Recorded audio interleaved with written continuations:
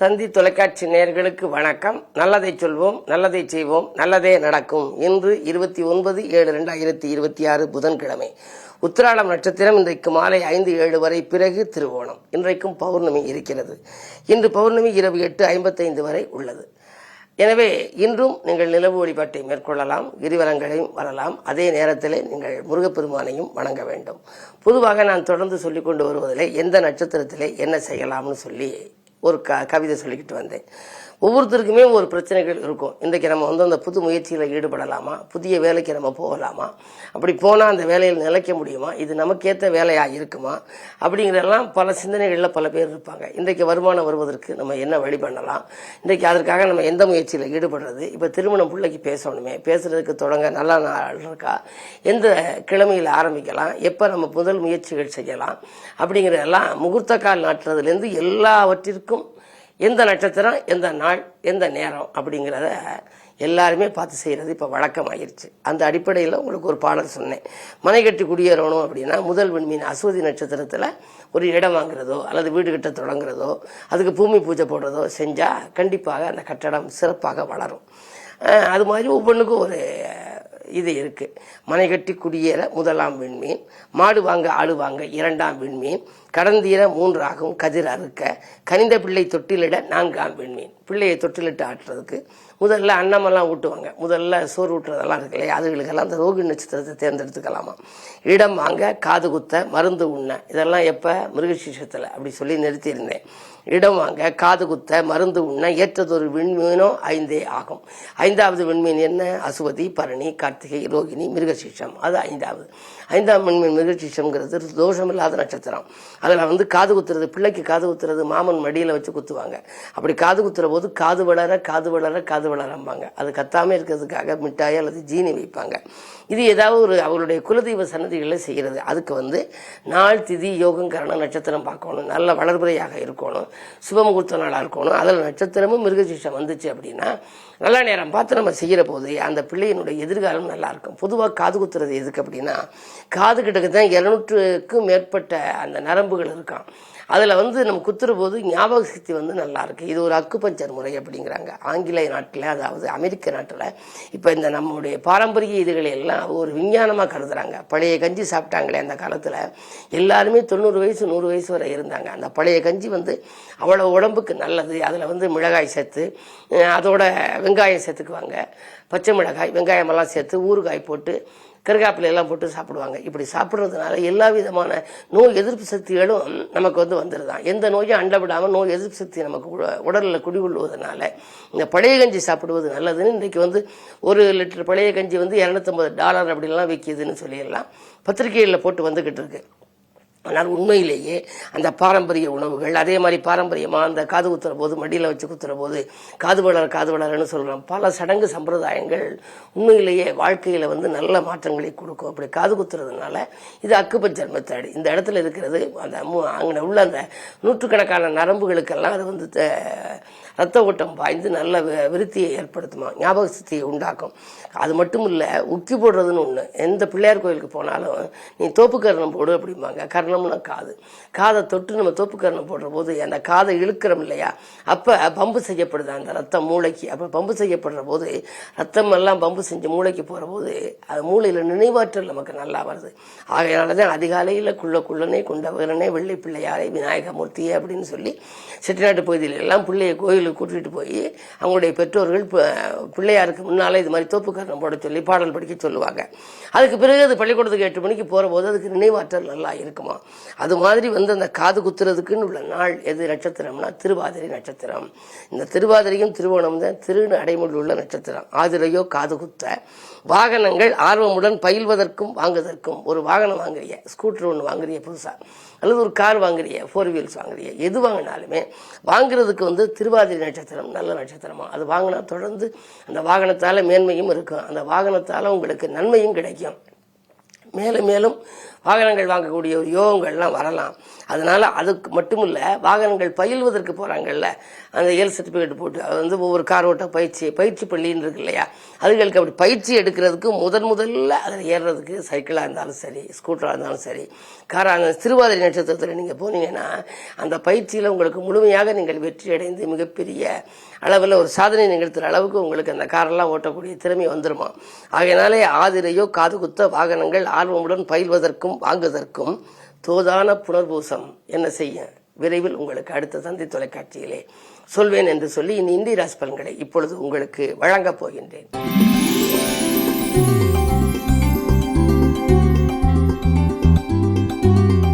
மேசராசி நேயர்களே, சம்பள உயர்வு பற்றிய சந்தோஷ தகவல் வருகின்ற நாள் இந்த நாள். இன்று தகராறு செய்தவர்கள் தானாக விலகுவர். பணப்புழக்கம் நன்றாக இருக்கிறது. வரன்கள் வாயில் தேடி வரலாம். 2 செவ்வாய் இருப்பதால் உடன்பிறப்புகள் உங்கள் முன்னேற்றத்திற்கு வழிவகுத்துக் கொடுப்பார்கள். இடம் பூமி வாங்குவதில் இருந்த பத்திரப்பதிவில் இருந்த தடைகள் இன்று தகர்த்தெறியப்படும். 3 புதன் இருப்பதனாலே முன்னேற்ற பாதையில் செல்ல நல்ல வழிபிறக்கும் நாளாக இந்த நாள் அமைகின்றது. இன்று முருகப்பெருமானையும் வணங்கினால் மேலும் நல்லது நடக்கும்.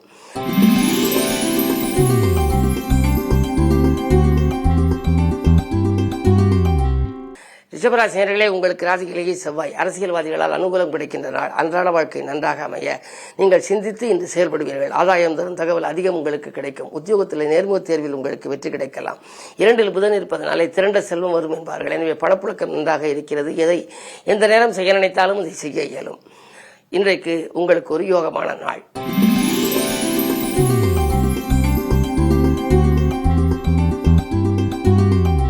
மிதுனராசினியர்களே, உங்களுக்கு இன்று சந்திராஷ்டமம். எது செய்தாலும் கொஞ்சம் யோசித்து செய்ய வேண்டும். விரயங்கள் கொஞ்சம் கூடுதலாக இருக்கும். முயற்சிகளில் குறுக்கீடுகள் வரலாம். முக்கிய புள்ளிகளை பகைத்துக் கொள்ளாமல் இருப்பது நல்லது. உடன்பிறப்புகளும் உடன் இருப்பவர்களையும் கொஞ்சம் அனுசரித்து சென்றால்தான் ஆதாயம் கிடைக்கும். தான் உண்டு தன் வேலை உண்டு என்று இருப்பதன் மூலமே இன்று நிம்மதி காண இயலும்.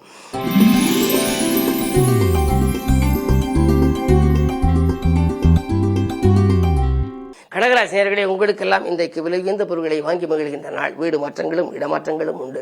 ஒரு சொத்துக்கள் வாங்கும் யோகம் உண்டு. நாம் இந்த வாடகை வீட்டில் எத்தனை நாள் தான் இருப்பது, சொந்தமாக வீடு வாங்கலாமா அல்லது இடம் வாங்கலாமா, மனை கட்டி குடியேறலாமா என்றெல்லாம் பலவிதமான மனக்குழப்பத்தில் இருந்த உங்களுக்கு இன்று பதில் கிடைக்கப் போகின்றது. ராசியில் குரு இருக்கின்றார், சூரியனும் இருக்கின்றார். பொது வாழ்வில் இருப்பவர்களுக்கு நல்ல பொறுப்புகள் கிடைக்கும். அதிகார அந்தஸ்து கூட கிடைக்கலாம். இன்று நல்ல நாள்.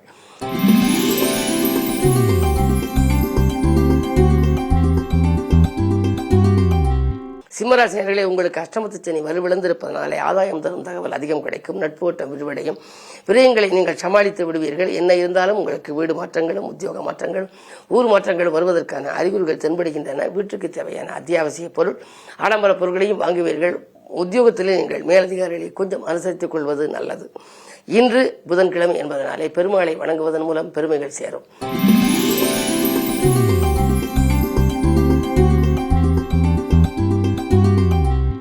கன்னிராசினியர்களே, உங்களுக்கெல்லாம் இன்று மனக்கலக்கம் அகலுகின்ற நாள்.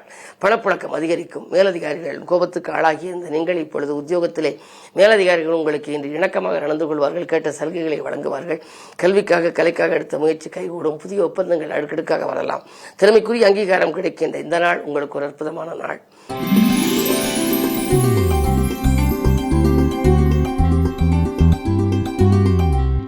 துலாம் ராசி நேயர்களே, உங்களுக்கு 8 செவ்வாய் இருப்பதனாலே கொஞ்சம் எதையும் யோசித்து செய்ய வேண்டும். கோபத்தை கொஞ்சம் குறைத்துக் கொள்வது நல்லது. முன்கோபத்தின் காரணமாக முன்னேற்றத்தில் சில பாதிப்புகள் வரலாம். 10 குரு இருந்தாலே பதவியில் மாற்றம் உண்டு என்பார்கள். எனவே இருக்கும் இடத்தில் உங்களுக்கு பிரச்சனைகள் வரலாம். இருந்தாலும் நீங்கள் சமாளித்து விடுவீர்கள். இடமாற்றங்கள் வீடு மாற்றங்கள் பற்றி சிந்தித்துக் கொண்டே இருப்பீர்கள். உங்களுடைய சிந்தனைகள் இன்று வெற்றி பெறப் போகின்றது. நல்ல உத்தியோகத்திலே, அதாவது இது காட்டிலும் கூடுதலான சம்பளம் தருகிறோம், நீங்கள் வந்து பணிபுரியலாமா என்று கேட்கும் அளவுக்கு சில இடங்களிலிருந்து கூட உங்களுக்கு அழைப்புகள் வரலாம். திறமைக்கு அங்கீகாரம் கிடைக்கின்ற நாள் என்று வைத்துக் கொள்ளுங்கள். அதே நேரம் தெய்வ தரிசனங்களும் உங்களுக்கு நன்மையை வழங்கும். இன்று அனுமனை வணங்கினால் ஆனந்தமான வாழ்க்கை அமையும்.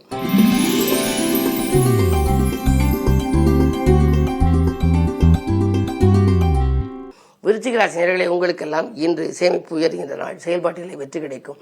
திட்டமிட்ட காரியத்தை திட்டமிட்டபடியே செய்து முடிப்பீர்கள்.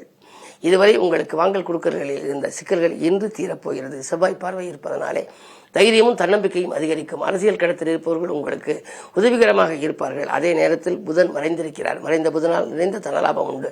என்றைக்கு குறைந்த விலைக்கு வாங்கி போட்ட இடம் இப்பொழுது அதிக விலைக்கு விற்று சொத்துக்களாலும் உங்களுக்கு லாபம், சொந்தங்களாலும் நன்மை ஏற்படுகின்ற இந்த நாள் ஒரு நல்ல நாள்.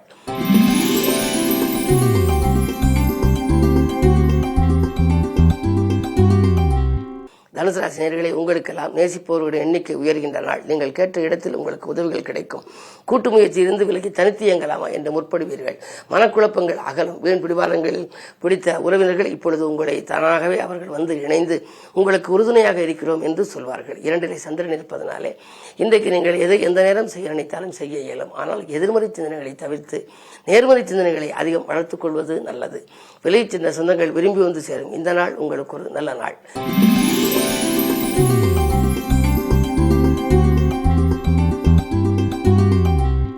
மகர ராசி நேயர்களே, உங்களுக்கு குரு சந்திர யோகம் இருக்கின்றது. எனவே நினைத்தது நிறைவேறும். நேற்றைய பிரச்சனை இன்று நல்ல முடிவுக்கு வரும். நிகழ்கால தேவைகள் படிப்படியாக பூர்த்தியாகும்.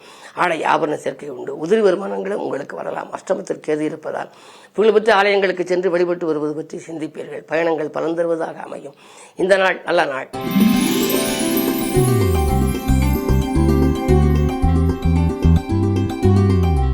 கும்பராசினியர்களே, உங்களுக்கு வருங்கால நலன்கருதி நீங்கள் எடுத்த முயற்சிகளில் வெற்றி கிடைக்கும். பிள்ளைகளாலும் உங்களுக்கு பெருமைகள் சேரும். உதிரி வருமானங்கள் உண்டு.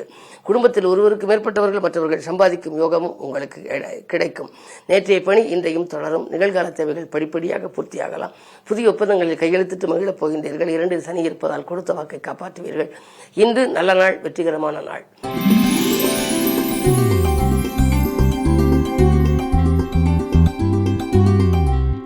மீனராசினர்களே, உங்களுக்கு ஜென்மச்சனியின் ஆதிக்கம் இருப்பதால் உடல் ஆரோக்கியத்தில் கொஞ்சம் கவனம் தேவை. அலைச்சலை குறைத்துக் கொள்ளுங்கள். ஆகாரத்தில் கட்டுப்பாடு செலுத்துங்கள். விரயங்கள் கொஞ்சம் அதிகரிக்கத்தான் செய்யும். இருந்தாலும் விரயத்திற்கேற்ற வருமானம் உங்களுக்கு உண்டு. வீடு மாற்றங்களோ இடமாற்றங்களோ வருவதற்கான அறிகுறிகள் தென்படுகின்றன. உத்தியோகத்தில் மேலதிகாரிகளின் அனுசரிப்பு கொஞ்சம் குறைவாக இருக்கும். உங்களுக்கு அவர்கள் கொடுக்கப்பட்ட பொறுப்புகள் கொஞ்சம் அதிகமாக இருக்கும். கொஞ்சம் கவனத்தோடு செய்வது நல்லது. இந்த மாலை நேர பயணம் உங்களுக்கு மகிழ்ச்சியை வழங்கும். மேலும் விவரங்கள் அறிய தினத்தந்தி படியுங்கள்.